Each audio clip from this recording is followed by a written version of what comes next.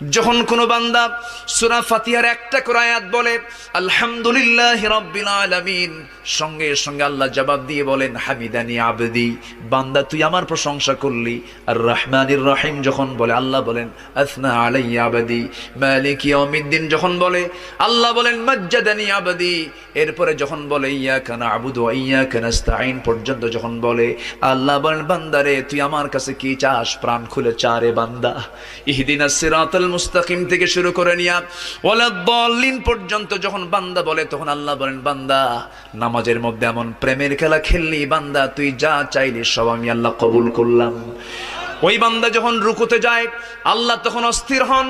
ওই বান্দা যখন সিজদায় যাওয়ার জন্য প্রস্তুতি নাই, সমস্ত ফেরেশতাকে ডাক দিয়ে বলেন ও ফেরেশতারা, এই বান্দাগুলো আমাকে দেখলো না, রাসূলকে দেখলো না, কোরআনকে দেখে হাদিসকে বিশ্বাস করে আমাকে খুশি করার জন্য তার সবচেয়ে সম্মানজনক